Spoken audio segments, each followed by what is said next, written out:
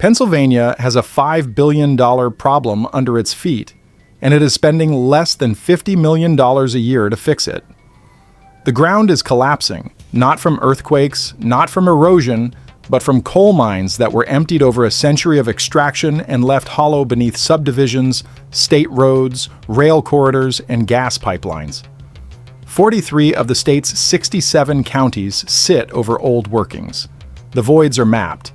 The cost is calculated, and the ground keeps opening faster than anyone can fill it. In December 2024, Elizabeth Pollard, 64, stepped onto her own property in Unity Township, Westmoreland County, and the ground swallowed her. Rescuers found her body 4 days later at the bottom of a sinkhole, a vertical collapse into old mine workings that had been decaying beneath the surface since before anyone in the neighborhood was born. Her husband, Kenneth. The cat didn't come home that time, and she didn't either. 15 months later, in a single week of March 2026, pipeline construction in Washington County lost more than 1 million gallons of drilling fluid into the abandoned Primrose Mine, a 40-foot deep hole punched through beside active rail tracks in Ashley Borough halting train traffic, and Pennsylvania announced another $15.2 million for 15 abandoned mine land projects. 3 events, 3 news cycles, none connecting them to the system underneath. The Department of Environmental Protection inventories every known legacy mining hazard across 43 of 67 counties. The total remaining need, roughly $5 billion. More than $1 billion of that is classified high-priority health and safety, active threats to people and structures right now. Pennsylvania says it carries about 1/3 of the nation's entire abandoned mine land problem. About 288,000 acres are affected, and more than 5,500 miles of rivers and streams run orange with acid mine drainage, water that seeps through old workings, picks up iron and sulfur compounds, and discharges into waterways that communities downstream depend on. By late 2024, DEP had rehabilitated roughly 151,000 of those acres, just over half. The other half is still open ground over open voids. More than 62,000 homeowners carry mine subsidence insurance, paying monthly because the ground beneath their houses is known to be hollow. DEP logged 578 subsidence responses since 2017. 1 killed Elizabeth Pollard. The mining method that created these voids was designed to be temporary. On room and pillar extraction, the dominant technique across Pennsylvania's bituminous and anthracite coal fields from the 1800s through the mid-20th century, cut rectangular rooms from the coal seam and left rock columns to hold up the roof. The system assumed continuous maintenance, crews underground, ventilation running, weak pillars reinforced, roof conditions monitored shift by shift. When the economics shifted, the miners left. Nobody backfilled the rooms. Nobody sealed the entries against water infiltration. The rooms flooded. The pillars, standing in groundwater with no inspection schedule, began to decay. Calcium, leaching from the rock, load-bearing surfaces weakening grain by grain on a geological timescale that has nothing to do with county budgets or grant cycles. The number that determines whether the surface holds is 50 feet, the overburden thickness below which Pennsylvania's own insurance program says sinkholes are most common. 50 feet, roughly the height of a 5-story building. Below that, there is not enough rock to bridge a void when a pillar crumbles. The surface drops into the room below without warning. No crack, no settling, no sign. Expert Paul Santee, cited by AP, identified Pollard's death as a catastrophic roof collapse under shallow cover. The ground looked normal the morning she walked across it. Mines do not only fail downward.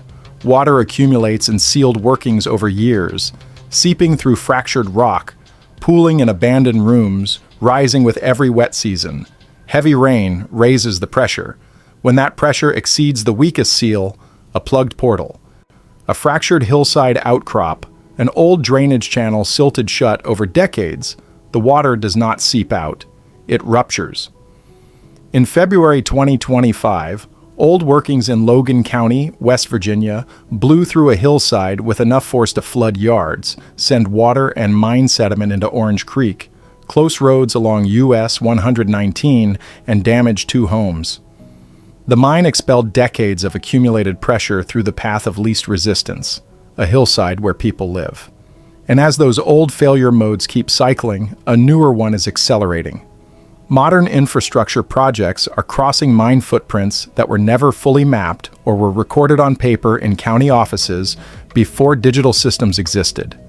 The Primrose Mine in Washington County swallowed drilling fluid across at least 19 separate loss of circulation incidents between October 2025 and January 2026. Each one a moment where the pressurized slurry keeping the bore stable dropped out of the hole and disappeared into old workings below. More than 1 million gallons of material absorbed into voids that predate the pipeline by a century. The construction did not create the hazard. The hazard consumed the construction. The pace over 15 months tells the rest. After Pollard's death in December 2024 and the Logan County blowout in February 2025, DEP confirmed mine subsidence had opened a sinkhole on State Road in Monessen by July, an active roadway carrying daily traffic, not a remote field or an abandoned lot. The city declared an emergency. A steel plate and fill were staged beside the hole as a temporary patch over a permanent void. By December, a 20 by 30 foot sinkhole in Brownsville Township swallowed a section of lane and triggered another indefinite road closure and another local disaster declaration. 2 road failures in 5 months, both on surfaces that had carried vehicles that morning. Then March 2026 stacked the Primrose fluid loss, the Ashley rail line hole, and a new $15.2 million grant package into 1 week. DEP later ruled the Ashley hole a culvert failure, not mine subsidence, but the determination took 2 days. The rail line had already shut down and inspectors had already been dispatched. In a state with 43 counties over old workings, every hole triggers the same question, and the answer arrives after the disruption is already complete. The remediation is real. DEP Secretary Jessica Shirley said Pennsylvania carries the largest abandoned coal mine inventory in the nation. Smith Township in Washington County received a planning grant for removal of more than 250,000 cubic yards of coal refuse from a site of nearly 5 acres. OSMRE Director Lanny Erdos distributed roughly $18.9 million to Pennsylvania and $13.7 million to West Virginia in FY 2026 grants. In West Virginia, Governor Patrick Morrisey announced new AMLER-funded water and sewer projects for mining-impacted communities. Shafts are closing, slopes are stabilizing, the work is happening. The combined annual funding still does not reach $50 million against a $5 billion need. More than a century of continuous work at current pace to close a backlog that keeps growing. And January 2026 reporting showed a congressional fight to repurpose $500 million that had been earmarked for mine cleanup under the bipartisan infrastructure law. The grants arriving now are the baseline. The $500 million was supposed to be the surge. If the surge is redirected, the baseline is all that remains. The Surface Mining Control and Reclamation Act of 1977 created the cleanup framework, but it only covers mines abandoned before the law took effect. For those pre-1977 sites, and Pennsylvania's coal extraction stretches back to the early 1800s, there's often no company, no operator, and no entity carrying continuing reclamation responsibility. The pillars have no maintenance schedule. The overburden has no engineering review. The ground above those workings belongs to whoever bought the property, built the road, and or laid the pipeline, and the risk transfers with the deed, not with the mining history. In Unity Township, Mark Koloshinsky told Trib Live a year after Pollard's death that he was still afraid to walk to his mailbox. His wife Cheryl said the old mine runs under the whole area. Nobody had come back to tell the surrounding homeowners where the overburden was thinnest beneath their own foundations, and the geology that failed under Pollard's yard extends beneath theirs. In Cameron, West Virginia, EMA Director Tom Hart described mine subsidence risk as a life safety issue. Resident Dave Evans described waterline problems as the ground beneath his property dropped and rose, utility pipes bending and cracking in real time as old workings shifted underneath. In McDowell and Mingo counties, $9.5 million in AMLR-funded projects went to repair water and sewer systems that legacy mine damage had distorted. Not upgrades, but emergency interventions to keep drinking water flowing over ground that shifts as pillars decay beneath it. Each loss of circulation event at the Primrose Mine was a project delay and a material cost absorbed into budgets and eventually into the rates paid by the people on the other end of the pipe. The ground has no owner. The bill always finds one. Pennsylvania's problem is 1/3 of a national one. The other 2/3 are spread across West Virginia, Kentucky, Ohio, Virginia, Illinois, and every other state where coal was extracted before 1977 and the workings were left behind. OSMRE distributed nearly $120 million in FY 2026 fee-based AML grants nationally, and the total remaining need across all coal states dwarfs that figure. The same voids sit beneath highways across Appalachia. The same blowout mechanism operates in every watershed where sealed workings accumulate pressure behind aging portals. Gas pipelines, interstate highway repairs, rural broadband conduits, water system upgrades, all being routed through coal belt geology at the fastest pace in decades, all carrying the risk of hitting a void that was recorded on paper in a county office generations ago, if it was recorded at all. The Primrose Mine was 19 collisions on one project in one county.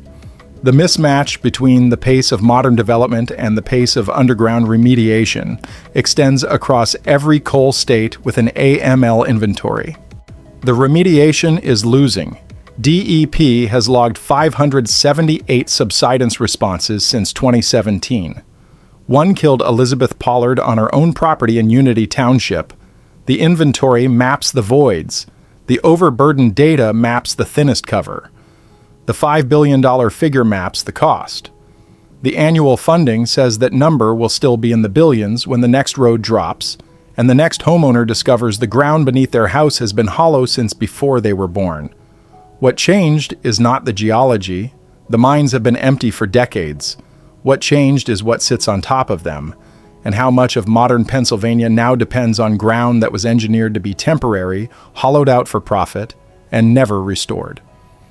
In March 2026, 1 million gallons of drilling fluid vanished into old workings. A hole opened beside a rail line, and Mark Koloshinsky was still afraid to walk to his mailbox on the street where Elizabeth Pollard disappeared into the ground. The inventory keeps updating. The ground keeps opening. The distance between the two is not closing.